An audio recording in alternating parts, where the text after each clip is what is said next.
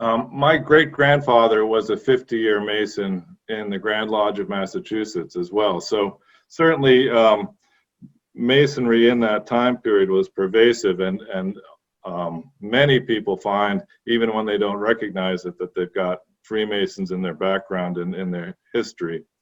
I came into it, as I say, from an American Studies academic background, and again, I already mentioned that it was about thinking about architecture as historical evidence and trying to read buildings as text.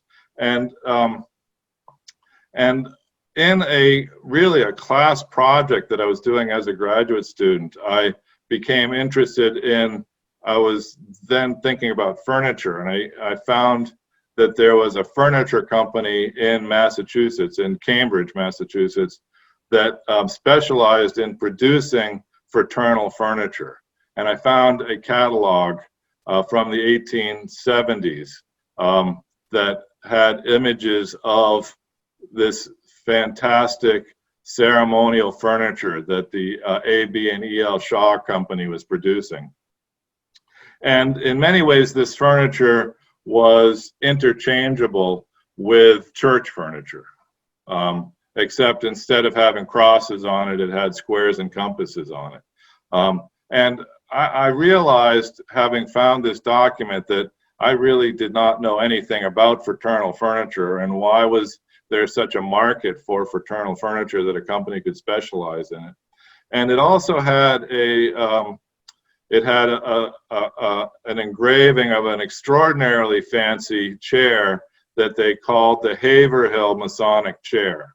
And Haverhill is a town, it's an old mill town in northern Massachusetts near the New Hampshire border. So I was going to school in Boston at that point, and Haverhill wasn't that far away. So I called up the Haverhill Masons and said, I'm interested in your furniture.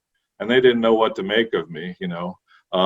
But I guess at that point they thought that it was good to have, you know, a young man, and I was young at that point, come be interested in the fraternity. So they welcomed me up to come and look at the Haverhill Masonic Lodge Room.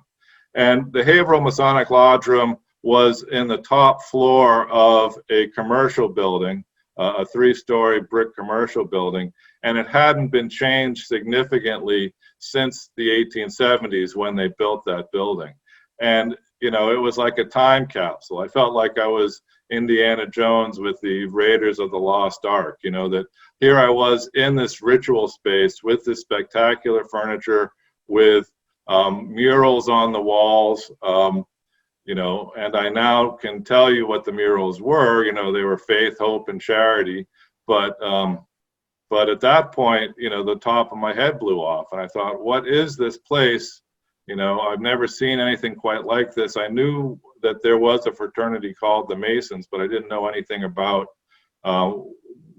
what they did or what their rituals were. And suddenly here I was in this, at that point, more than 100-year-old ritual space. And I needed to figure out what it was all about. So that's where that was the beginning of this journey, was going to the Haverhill Masonic Temple and trying to figure out what this ritual space was. And then as I worked on it, as I went from one temple to another, I found that each of them had a ritual space like this, and that there was a specific ceremonial usage of it, and that the space was used to teach certain values and lessons, and that the space was inherent in the way that the fraternity taught those ethics and morals. So that was the roots of the book. Does that answer your question?